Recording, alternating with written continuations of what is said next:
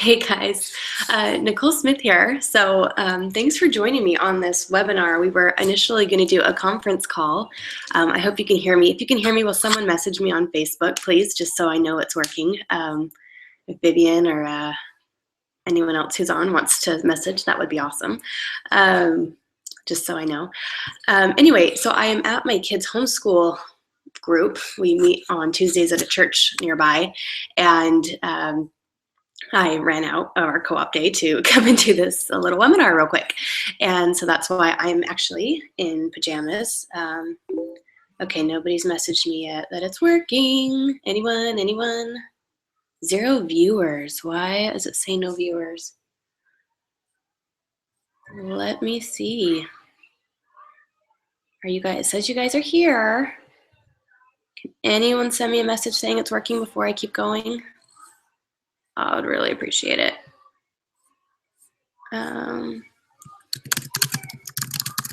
Sorry guys, I'm trying to figure out. I know there's a little bit of a delay. Oh yes, working. Thank you. Now I see the chat. Thank you guys. Okay, I had it hidden. Sorry, they changed Webinar Jam since I used it last. So I am back now, and I'm going to close my Facebook so I don't get distracted. Okay, sorry, we're here for real now. So I want to start out just by saying I initially was going to do this call just for Kirsty Walsh's Diamond Divas team, and just going to tell my story, but thank you guys for messaging me. There is a delay. I forget there's a delay. Sorry, my hair's crazy. Anyway, Kirsty Walsh and her Diamond Divas, they are amazing. Vivian and Jackie, you guys are just killing it this month. Your team is on fire, and I couldn't do this webinar without giving you all a shout out first. Now I'm getting messages like crazy. Anyway, but you guys, you're really doing great. You're having such a strong month, and I love it. And hey, for all you UK people, NFR is getting lifted in a matter of days, and I'm just so excited for you to do vendor events, be able to do more cash and carry. It's really going to be a great thing for your businesses, so I'm so excited for you. Anyway, moving on, I want to get to why you're all here. I just was going to do this webinar to tell you my story. A lot of people are newer in the last year. I haven't done a webinar on my story in a while, and you know, it's a constantly changing thing. The story is always evolving.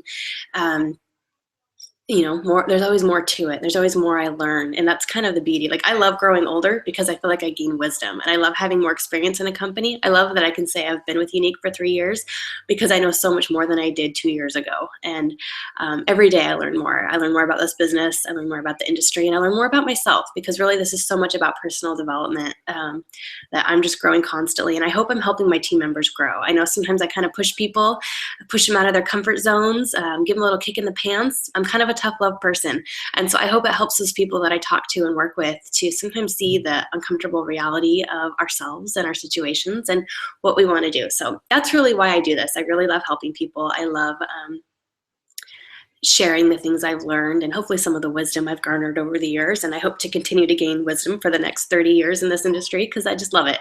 I love the opportunity that this is for everybody. Okay, so my story. People often ask how I found Unique.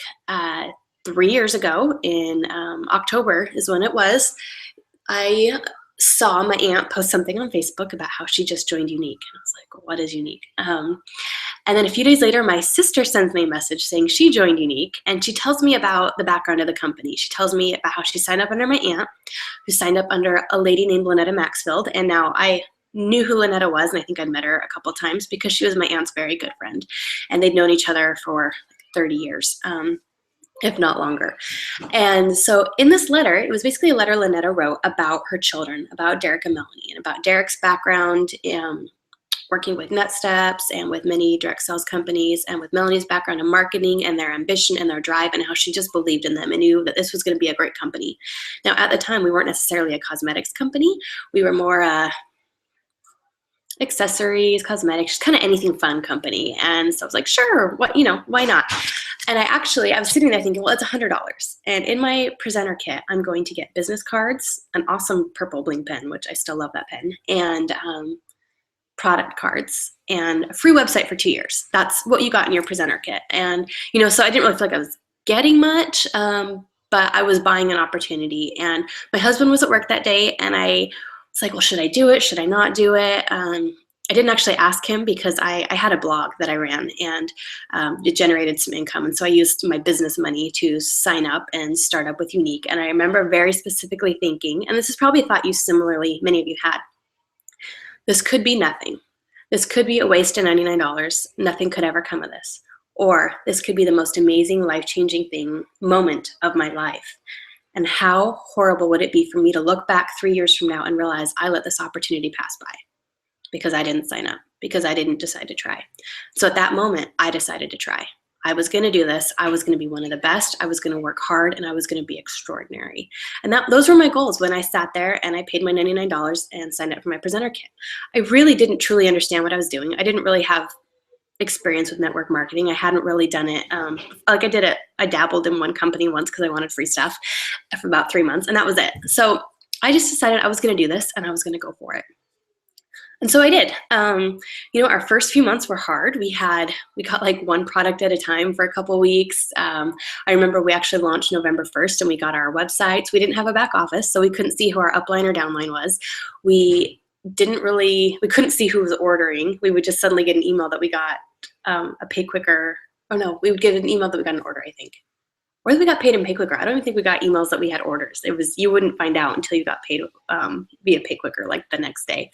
So it was crazy. Like we were a very bare bones operation. We were young. We were a baby company. I didn't know who my upline was. I knew who signed up under me directly, but I didn't know if they were signing up people. And so I was just kind of feeling my way in the dark.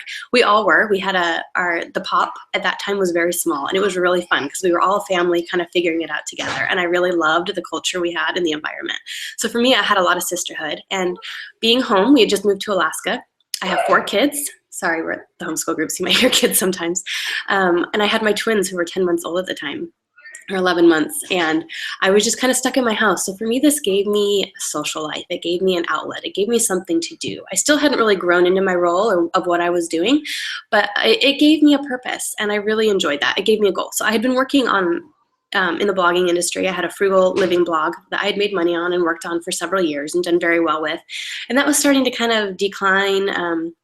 The frugal living blog market was saturated. Things were changing. And so I'd lost my passion. And when my twins were born, I didn't want to spend that first year having to work harder and harder and harder every week just to keep my blog running. So I kind of was letting it go. And this came, 11 months later, and it was a great substitute. This really filled a hole in my life. Filled up a lot of loneliness. My husband was gone a lot at the time, and it gave me a purpose. And so I guess my lesson there for you is you never know what this business is going to offer people and what's going to appeal to people. Some people, it's the money. At the time, it wasn't really the money for me because I knew I wasn't going to make much from the get-go. In the beginning, I knew it was going to be hard. Some people, it's a sisterhood. Some people, it's a purpose. Some people, it's something outside of their children. So make sure you're listening when you're sponsoring and finding out what it is that people need and what needs you're going to fill by offering them this opportunity. So anyway, from there, I worked very hard. I knew that I wanted to be extraordinary. I wanted to do extraordinary things. My family grew up in Boise, and they knew some of like the Sensi millionaires who just made a ton of money and who worked super hard. And I was like, I could do that. I could be that person. I didn't know how to do it, but I knew I could. A few things I did know is that people who achieve extraordinary things do so because they do extraordinary things. And so I had to be willing to work harder than the average person. I had to be willing to stick with it longer. I had to be willing to keep going when things got tough, have a good attitude when things got hard, and just figure out a way to do it. We didn't have marketing materials. We didn't have training materials. We didn't have really anything. And I just knew that, sorry, I've got people walking by. Sorry, doing a webinar.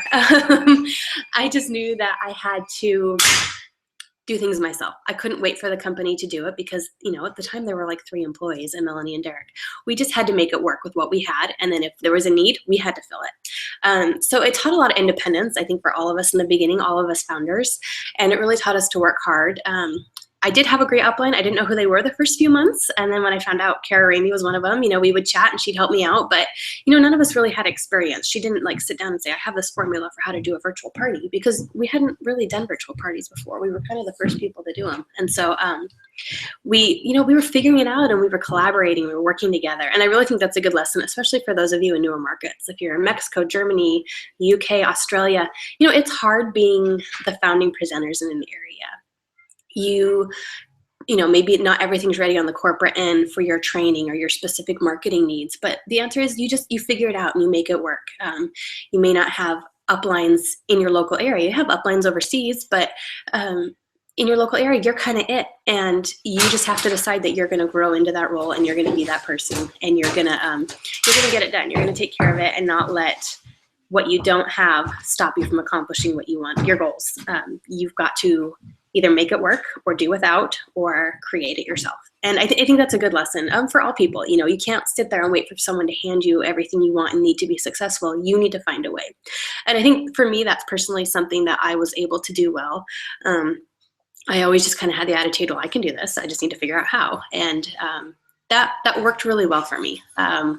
And so I've learned over time just to have that attitude. You can't expect people to do things for you. You've got to figure out the way. You've got to be the leader. You've got to be, set the tone. You've got to be that example that, and never be entitled. See, another great thing about when we started is because we didn't have anything, when we did get something like a new product, like our mineral eyeshadows, or when we got a back office and all of a sudden saw we have these teams, we were so grateful because we had started from nothing. And so everything we got was like a gift. So we treated everything we were given by corporate, by Derek and Melanie, as just an absolute treasure. And we had a great attitude of gratitude and appreciation in the business. And I think that, you know, without knowing it or realizing it, that really shaped who we are as a company and our culture in the beginning, and why so many of us from the beginning ended up being successful. You know, obviously not everyone. There's about, let's see, we started in October, and by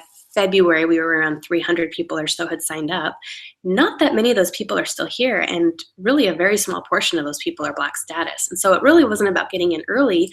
It was about those who were able to go through that refiner's fire in the beginning, deal with the hardships, deal with the difficulties, deal with what we didn't have, and rise above it, and persevere in spite of anything that wasn't perfect in the beginning, and make a business out of it. You know, I think very highly of like Kara Ramey and Jill Maxfield and Debbie Jackson and Deanna Forrester, sorry. And, you know, any of us other initial Black status who started in the beginning when we didn't have much, because we just kind of learned to rely on each other, to collaborate, to have good teamwork, and not to have a spirit of competitiveness, but so much as a spirit of how can I help you and how can you help me and how can we work together to make this an amazing business. So back to my story a little bit. So we're going, things are going. I decided I wanted to be one of the first yellow statuses by selling 1,000. And, you know, I did it because they were doing a drawing for the first people who sponsored 10. And then the first people who hit fast start, they did some drawings, and I just wanted to be in the drawing. So I was like one of 10 who was in both drawings. I didn't win, but it felt good to me. I just like achieving things. If you do the disc profile, I'm a D. I'm a very high D. And I really like achieving things. And I really like, it's not even the acknowledgement, it's just knowing that I did it is really driving for me. And so for the first few months, I worked really hard. I was working like 40 to 60 hours a week, networking, trying to find new people, telling people about the business, telling people about the few products we had, and really trying to build up that team. Meanwhile, we didn't have a back office. So when we finally get that back office, I think it was in January, maybe February, I saw that I had a downline of 20 people, and I was kind of like, oh my gosh, you know, I've only sponsored 10, but they've all, you know, some people have sponsored a few, some people haven't sponsored any, but that means I have 20 people that I need to train and I need to lead. And so I just decided, no, I've got to figure out how to be a leader. You know, I've never had to do this before, but I'm going to figure it out. So I started reading, I started talking to people, and I just sort of jumped in. I just did it. I didn't wait until I knew everything that I was doing. I've made a lot of mistakes along the way. I still make mistakes, but I've learned so many lessons just by doing instead of thinking, if that makes sense. You can think about things forever and never actually do anything, but I just knew it was going to be about action. Also, when I started, I want to go back and tell you how it was really important for me to set goals for myself. And so I did in the beginning, and I tried to set really realistic goals and expectations because I knew this was going to be hard, and I knew people were going to get frustrated without making a lot of money quickly and quit. And I actually had a conversation with Derek back in the beginning. They were very involved with the presenters, and it was a really fun environment. But he talked about how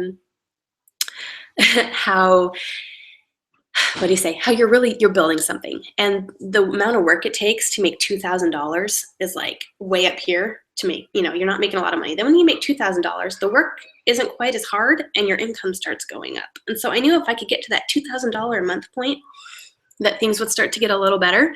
And it was hard. I was working 40 to 60 hours a week for months. So come, let's see, January, which it's January. It's always slow in all retail marketing businesses. Come January, I made $83. And I made $83 with a downline of about 40 people at that point. And I had been working my tail off for 3 months. And I was so discouraged and so frustrated. And this is when Derek and I were chatting, and I was just like, I don't know if this is worth it. I have been working so hard. I'm exhausted. And I wasn't seeing any of the fruits of what I've been doing. And I know Kara was green. I think Lynetta was green. And Jill was green. And maybe there's an orange in there. But we didn't have like any Black status earners. We didn't have people making thousands and thousands of dollars. And so I had nothing to look to. I didn't really know what I was doing. So both Derek and Melanie actually both worked to help give us the vision of what we were building and creating. And they kept saying, I believe in you. You have what it takes to be a great leader. You will do well in this. And for me, that was all I needed to hear. I'm like, I don't know what I'm doing, but they seem to see it in me. And so hearing that was enough to say, okay, I can stick with this. And, you know, hearing Derek talk about how you're building. It's not like a normal job where you go put 40 hours in and you get, you know, however much per hour back. This is building a business. And so you're not going to see the fruits of those labors for the first, you know, sometimes year or two, and it comes later. But when it comes, it's amazing. Like the amount of work I do now for the amount of pay I get is insane. I mean, I still work hard, but I know a lot of people in this world who work hard and aren't making nearly what, you know, the Black status level ones are making. And it's incredible and it's crazy. And I don't want to say it's about the money, but it's about the way that our lives have changed and the fact that my husband's able to work part-time now. And he's able to have an airplane, which is a dream. You know, we're in Alaska. It's not as weird as in the rest of the world. A lot of people here have airplanes, but you know, to be in Alaska and get to go hunting and fishing in the middle of nowhere because you have your own airplane it's like the dream for so many guys, especially guys who live in Alaska. So it's been just life-changing for us because I listened to Derek and Melanie and because I relied on other leaders and I made friends and I made those relationships and I kept going. And so, I mean, really the focus here is you've just got to keep going. You've got to keep working and you've got to not let little problems that really aren't problems, they're just little obstacles you have to overcome, stop you. This is, you know, your business is totally you. It's not that your upline can do it for you. It's not that corporate needs to do more for you. It's what you choose to do with your business that is going to make you extraordinary or make you kind of like everyone else who says they want success or says they want big things but aren't really willing to do what it takes. Okay, so I'm gonna get back to my story again. These are just lessons I've learned along the way that looking back, you know, to me now are so obvious, but I realize other people haven't had the same struggles and experiences. And they don't know these things yet. They don't know that it's hard to be a founder, but it's so worth it in the end. And they don't know that they learn things through these trials and through the difficulties that they face. And I really want people to know that, especially our new people in Germany. In UK, you're only a year old. In Australia, I mean, there's still so much to learn and so much room to grow and so much room for improvement and expansion that I don't ever want you feeling like this is as good as it gets, because it can keep getting better and better and better, you know, and it gets hard. There's frustrations. There's people on your team who want to blame you for their problems, and that gets really hard and wearing until you remind yourself, you know, we're all in charge of our own businesses here. We can only do the best we can do. Okay, so back on my story. So that was like end of January, beginning of February, when Derek and Melanie both kind of gave me pep talks and were like, you got this, you can do it. And I'm like, okay, so back to my goals. My goals within 2 years are to make $2,000 a month. That is my goal. And if I do that, I'm happy. Because actually, initially when I started, my goal was to, within a year, make enough to pay to get my house cleaned once or twice a month, because I really hate cleaning my house. And so I, refocused. Okay, if I can make $2,000 a month within 2 years of this business, I will be happy. That's my goal. If I can hit Black status within 5 years, I will be ecstatic and elated. And back then, the Black status requirements were even harder than they are today. So I'm really glad the comp plan changed. It's actually changed twice, I believe, since we've started, all for the better.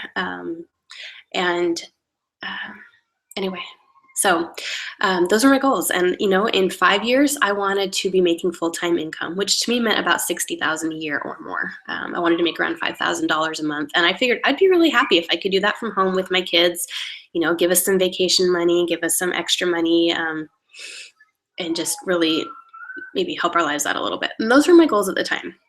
So the nice thing about setting ambitious goals that weren't too high, but also didn't think were too low either, was that I had realistic expectations. I wasn't upset when I wasn't green in 2 months. I wasn't upset when I wasn't Black status in 6 months. I just kept going. And then when I would hit a goal faster than I had expected to, like I hit green status in April, it just gave me a chance to reevaluate and set different goals. And so I did this the entire way.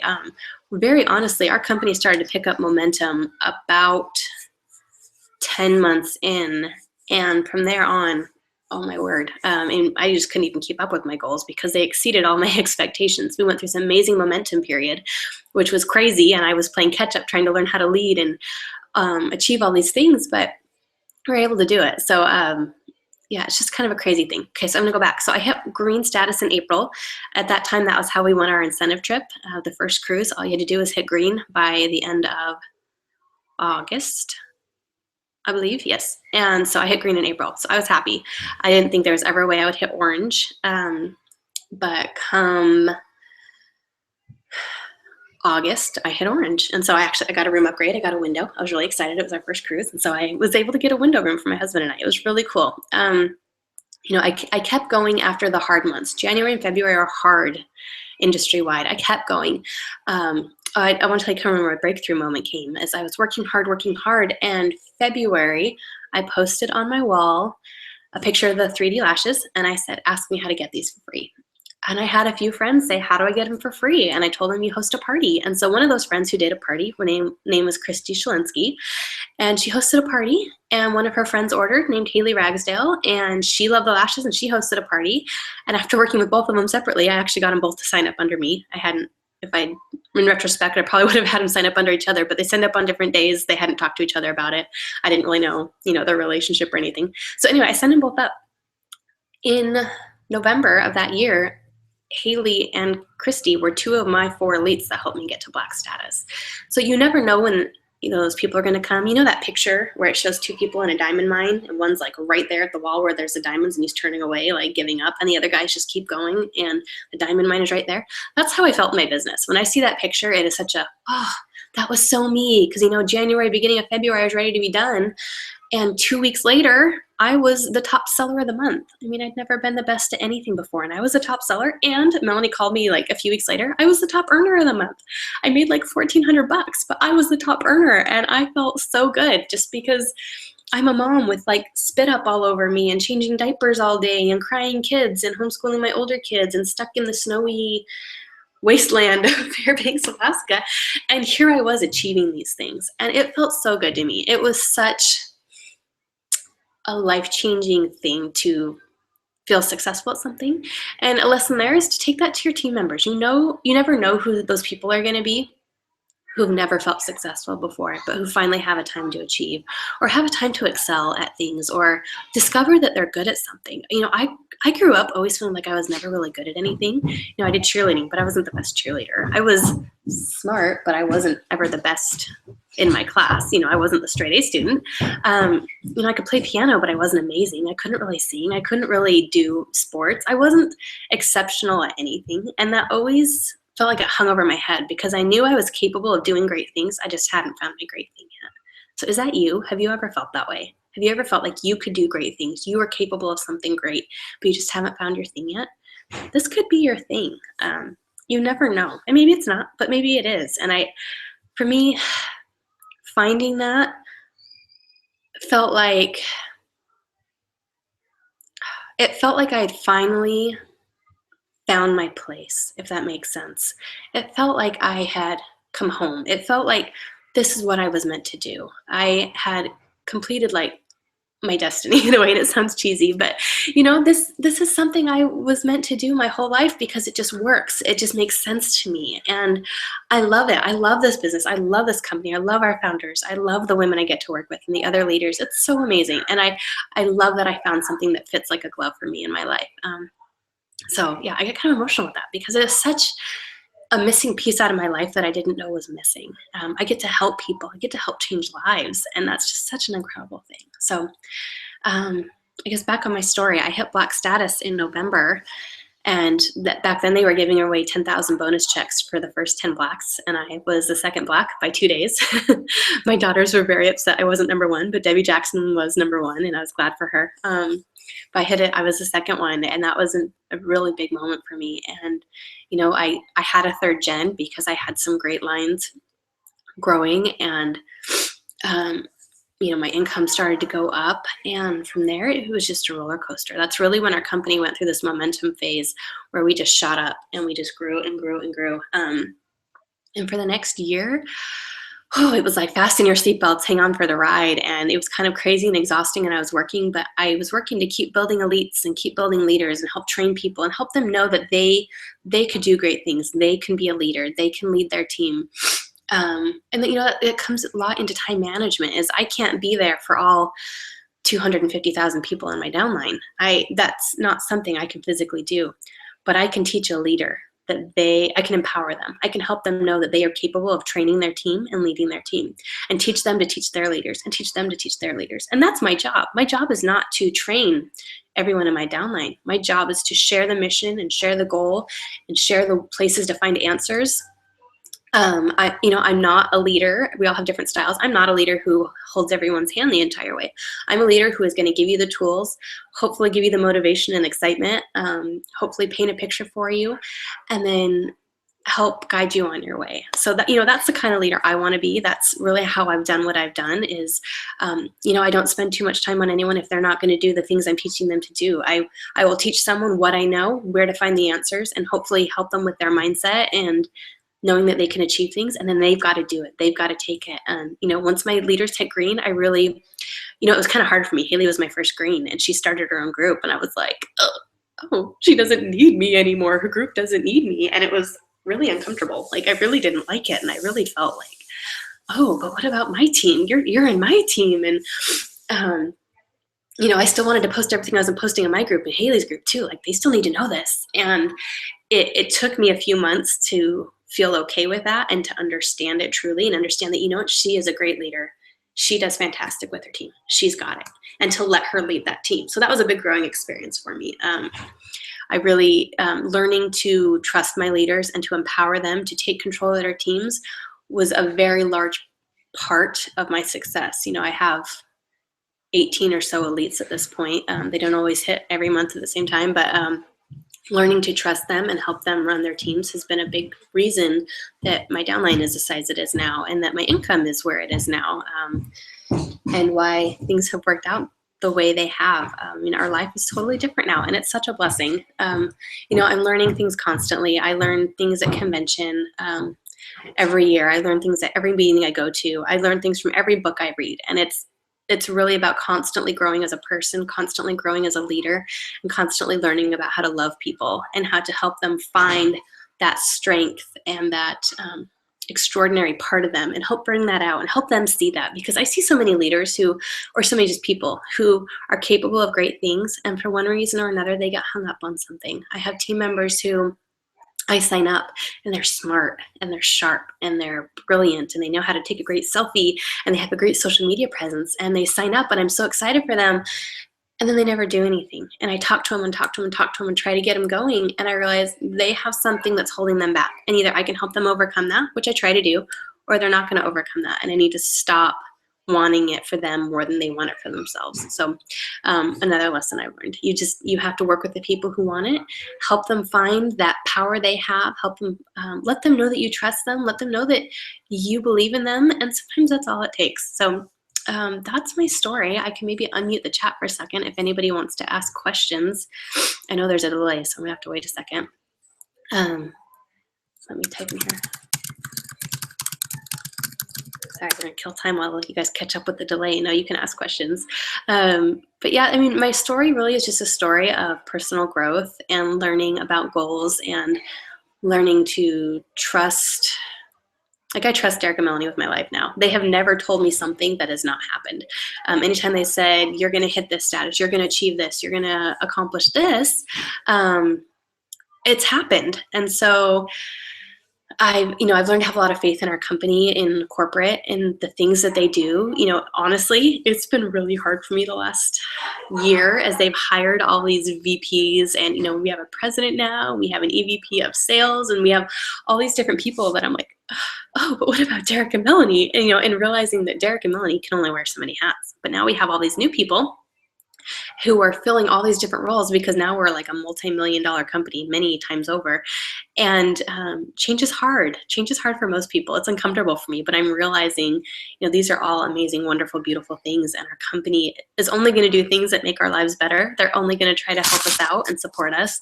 And so I've learned to have so much faith in them and to not worry or not sweat the small stuff and really let them focus on it and just take what I'm given and be grateful for it and run with it. Someone asked if this will be recorded. Yes, it will be recorded, and hopefully it'll be on YouTube also. What advice on a teammate that went green in 3 months? Should she run her own team alone? I'm afraid to let her go. That's a good question. So here's what I say. Let her run her team. Have her set up her team page. However, they still need to be in their purple or black uplines group, just so they can make sure they're getting, there's never a reason not to have as much training as possible. So keep them in the purple and black group. Make sure they're still getting that. For me personally, I think it's smart to always have your black status upline in your group for backup, or just so they can observe. And like people say, hey, will you join my group so you can tell me things I can improve on? And I'm like, sure. And most of them are doing fine. Most are doing great. Sometimes I will say things like, hey, why don't you do some more, what's the word? Where you're acknowledging people. I'm not thinking, I'm sorry. Or why don't you do, ask questions more? Or why don't you post this information? But really, the more you can let them do it, the more empowered they will feel. And then you still work together. You don't need to micromanage your leaders, but make sure, as long as their team's still getting help from a leader, they're good. And if they know where to go through their upline 2 or 3 levels, then they should be fine. So I would let him do it, Monica. That's a really good question. I know it's really hard to let him go, but hopefully you can still keep a relationship. So when I have my 2nd and 3rd generations, if I'm in their group, I've turned off notifications and I'm just there if they need me. But really my focus is more on my relationship with that leader than with that leader's team, because it's just so hard once you get a lot of people under you to take care of everybody. So if you focus on your leaders, focus on your circle, and focus on your 1st gen, that's going to help get you a really strong team. Did I ever have a moment where my business stalled? If so, what did you do to get it going again? Well, so definitely back in the beginning, like around January, February, nothing was happening and it was really hard. And I, made $83. We didn't have pink status yet. And I felt like I would never hit blue, which was $5,000 a month instead of $4,000. So that was hard. So the big thing you can do if your business is stalling is get back to focusing on your business. The biggest thing I see people doing is becoming leaders and leading, but without actually working their business anymore. So you need to spend 75% of your time working your own business. You have to be selling, you have to be sponsoring, you have to be having parties or vendor events, because these are the way you find new people. If you're not sponsoring, your team is going to shrink. If you're not sponsoring, your team members aren't going to sponsor.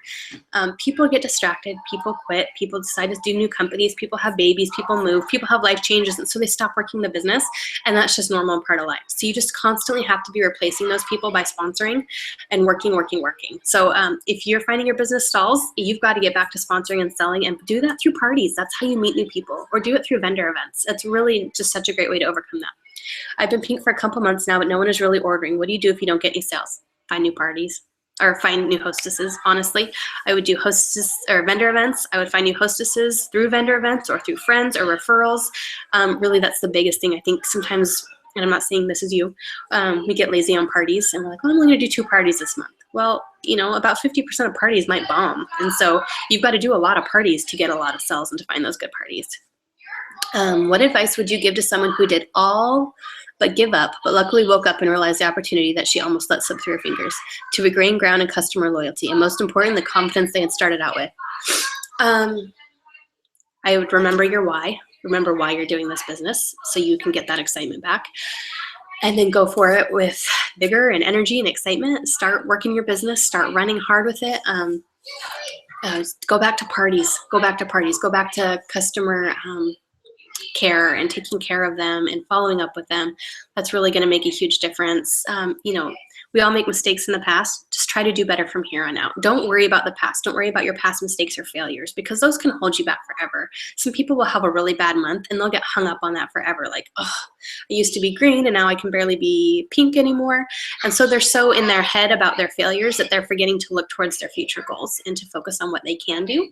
And just, do the tasks, do the daily tasks that are going to help you build your business. Follow up with customers, set up parties, follow up with hostesses, coach your hostesses, find new team members, offer the opportunity, just over and over again. Keep your mouth open talking about your business. I just hit purple and have empty nest syndrome with all of them becoming elite. Monica, get sponsoring. That's what I'm going to tell you. I do see that. People work so hard and they get a leg elite, and all of a sudden their circle's in trouble. And it's probably, I'm not saying it to you, because they've been working so hard on their elite legs, they forgot to work their own business, which is parties, selling, sponsoring, that their circle has dwindled. So you've always got to build that circle. That happens a lot with people who are getting close to hitting black. They all of a sudden have all these elites and they don't have a circle anymore. So you've got to keep building up that circle by sponsoring and by teaching your team to do the same. I'm trying to recruit, but worry my leadership skills as they're non-existent. I'm constantly questioning what I'm doing. Okay, so questioning can be good because it means you're doing self-reflection, but don't question yourself in a way to say, I can't do it, or to think that you don't have what it takes. I mean, in the beginning, I was like, oh my gosh, I have a team. I've never done this before. So you learn how to be a leader. Read books. There's a great book about leaders building leaders by Tom Big Al Schreider, I think.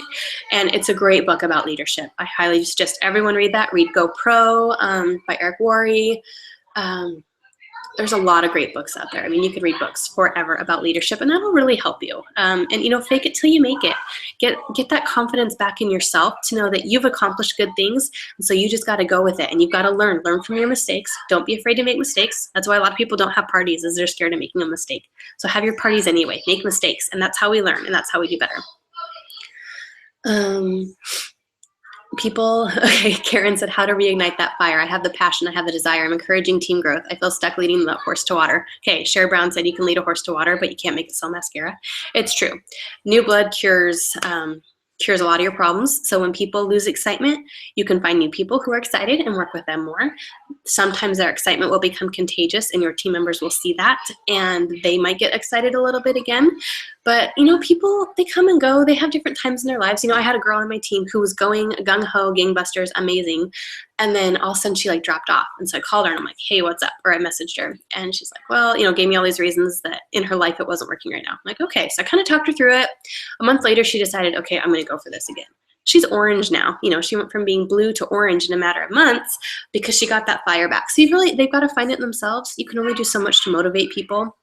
But my biggest thing is just to keep sponsoring, replace people who drop off, share your excitement, share it on your Facebook page, share it in your groups. You know, people may not interact in your groups all the time, and that's okay because they're probably still seeing it. You know, a lot of people don't comment or like things just because they don't want the notifications or, you know, they're just scrolling through. But it doesn't mean they're not seeing it and they're not taking it in and they're not seeing the excitement over the new products. I probably had 8 personally sponsor reactivate this month with the new product launch. So keep them in your groups, keep up that excitement, keep them as your Facebook friends. Just because they go inactive doesn't mean they're gone forever. You know, they may come back. You know, likely those will be people that will stay in your circle and help your circle out, but maybe someone will come back and be a rock star. You never know. What would you say to a presenter that is only one personal recruit from green? She has everything else, but doesn't see the opportunity. I would show her the vision. I would help her see what it is. Sorry, I need a drink. But if she But if she doesn't want it, you can't make her want it. I see a lot of people, I don't want to say waste time, but spend a lot of time on team members where they want it more than their team.